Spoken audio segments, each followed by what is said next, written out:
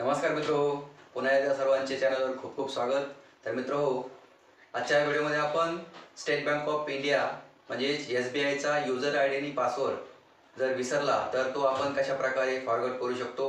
तर मित्रो बघा, कधी कधी आपल्याला खूप दिवस झाल्यानंतर यूजर आय डी आणि पासवर्ड आपल्या लक्षात राहत नाही, तेव्हा आपल्याला अचानक त्याची आवश्यकता भासते. तर अशा वेळेस आपण हा जो यूजर आय डी आणि पासवर्ड कशा पद्धतीने रिसेट करू शकतो, फॉरवर्ड करू शकतो, हे आपण आजच्या व्हिडिओमध्ये पाहणार आहोत. तुम्ही जर चॅनलवर नवीन असाल तर चॅनलला सबस्क्राईब करा, बेल आयकॉनला प्रेस करा, जेणेकरून अशाच प्रकारचे नवीन नवीन व्हिडिओ आपल्यापर्यंत पोहोचतील. चला तर मग व्हिडिओला सुरुवात करूया. तर मित्रांनो, सर्वप्रथम आपल्याला या ठिकाणी SBIचा पासवर्ड फॉरवर्ड करायचा असेल तर आपल्याला आपलं ATM कार्ड जवळ ठेवायचं आहे. त्यानंतर गुगलवर गेल्यानंतर आपल्याला सर्च करायचं आहे SBI ऑनलाईन.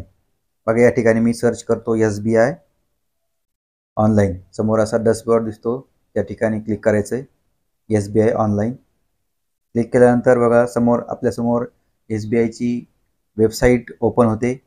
त्यानंतर वेबसाईटला क्लिक करायचं आहे. क्लिक केल्यानंतर आपल्यासमोर असा इंटरफेस येतो. तर लॉग इन या ठिकाणी क्लिक करायचं आहे. लॉग इनला क्लिक केल्यानंतर कंटिन्यू टू लॉग इन या ठिकाणी परत आपल्याला क्लिक करायचं आहे. समोर आपल्याला असा इंटरफेस येतो. या ठिकाणी युजर नेम आणि पासवर्ड टाकायचा असतो. तर बघा, खाली आपण असं स्क्रोल केल्यानंतर खाली या ठिकाणी आपल्याला न्यू युजर रजिस्ट्रेशन ॲक्टिव्ह आणि खाली आहे बघा forgot user name log in password. तर बघा, आपल्याला या ठिकाणी फॉरगॉट लॉग इन पासवर्ड करायचा आहे. तर इथे क्लिक करायचं. त्यानंतर आपल्यासमोर असा इंटरफेस येतो. तर या ठिकाणी forgot my log in password हे करू शकतो, किंवा आपल्याला फॉरगॉट युजर नेम सुद्धा करू शकतो. त्यानंतर set log in password for request approve by ब्रँचमध्ये जाऊन पण करू शकतो. Recent user ID through SMS new registration only, ते नवीन युजरसाठी आहे. आपल्याला या ठिकाणी SBIचा लॉग इन पासवर्ड फॉरवर्ड करायचा आहे. तर मी या ठिकाणी क्लिक करतो. त्यानंतर आपल्याला नेक्स्ट बटनवर क्लिक करायचं आहे. इथे क्लिक केल्यानंतर आपल्यासमोर असा इंटरफेस येतो. तर आपल्याला सुरुवातीला सर्वप्रथम आपलं युजर नेम टाकून, मी या ठिकाणी माझा युजर नेम फिल करून घेतला. त्यानंतर आपला अकाउंट नंबर टाईप करायचा आहे.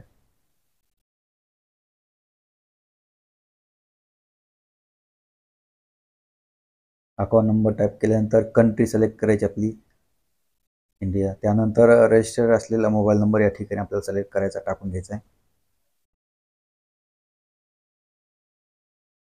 मोबाईल नंबर टाकल्यानंतर आपली जी जन्मतारीख आहे, जी की आपल्या SBIच्या बँक अकाउंट खात्यामध्ये जी लिंक आहे तीच आपल्याला या ठिकाणी टाकायची आहे.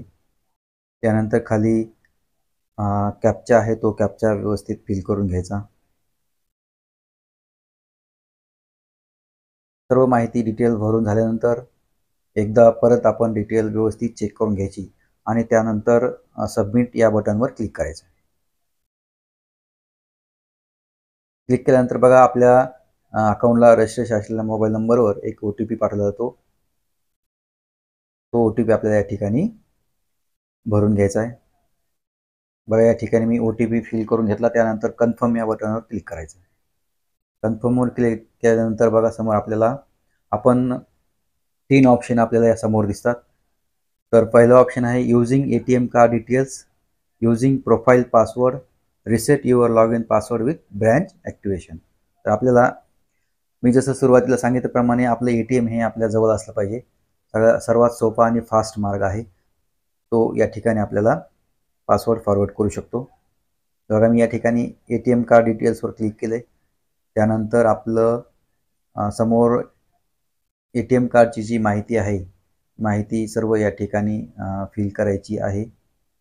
बघा, या ठिकाणी आपल्या अकाउंटला जेवढे ATM कार्ड लिंक असतील ते ATM कार्ड या ठिकाणी आपल्याला शो होतात. ॲक्टिव्ह कोणते आहेत आणि एक्सपायर झालेले कोणते आहेत ते सर्व या ठिकाणी डिटेल्स आपल्याला शो होते. तर या ठिकाणी जे ATM कार्ड चालू आहे ते ATM कार्डला आपल्याला या ठिकाणी सिलेक्ट करायचं आहे आणि कन्फर्म या बटनला क्लिक करायचं आहे. क्लिक केल्यानंतर बघा, या ठिकाणी डेबिट कार्ड व्हॅलिडेशन म्हणजे आपल्या कार्डवर जी इन्फॉर्मेशन माहिती आहे ती सेम जशाच तशी या ठिकाणी आपल्याला फिल करून घ्यायची. मी या ठिकाणी सर्व माहिती माझी फिल करून घेतो. आपलं नाव टाकून घ्यायचं आहे. त्यानंतर या ठिकाणी कार्डची आपल्या ATM कार्डची एक्सपायरी डेट आपल्याला टाकून घ्यायची. तर बघा आपल्याला इथं टाईप न करता या ठिकाणी जे कॅलेंडर येते की त्या कॅलेंडरमधून आपल्याला या ठिकाणी सर्च करून घ्यायची. या ठिकाणी मी ATM कार्डची एक्सपायरी डेट भरून घेतलेली आहे. त्यानंतर आपल्याला या ठिकाणी पिन एंटर करायचा. आता कोणता पिन, तर आपण ATM मधून ज्यावेळेस पैसे विड्रॉल करतो त्यावेळेस जो 4 अंकी पिन आपण यूज करतो तो पिन आपल्याला या ठिकाणी ATMचा एंटर करायचा आहे.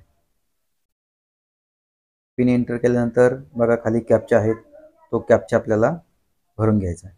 भरून घेतल्यानंतर सर्व माहिती फिल झाल्यानंतर आपल्याला व्यवस्थित पाहून घ्यायची एकदा आणि परत प्रोसेस बटनला क्लिक करायचं आहे. क्लिक केल्यानंतर बघा आपल्यासमोर असा इंटरफेस येतो. या ठिकाणी आपल्याला बॅक जायचं नाही आहे, थोडा वेळ वेट करायचा आहे. Your debit card validation is success झालेलं आहे. तर 2 मिनिट आपल्याला या ठिकाणी वेट करायचं आहे. ऑटोमॅटिक आपल्यासमोर पेज रिडायरेक्ट होते.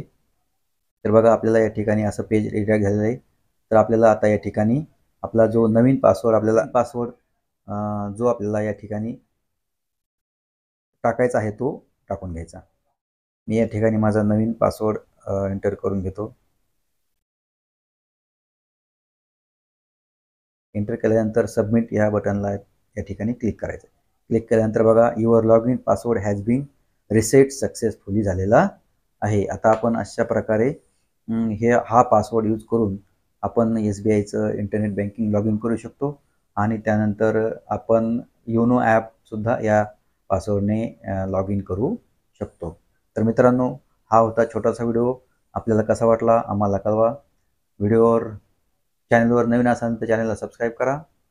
बेल आयकॉनला प्रेस करा, जेणेकरून अशाच प्रकारचे नवीन माहितीपूर्ण व्हिडिओ आपल्याला सर्वप्रथम मिळतील. चला आता भेटूया पुढच्या व्हिडिओमध्ये. तोपर्यंत जय हिंद, जय महाराष्ट्र.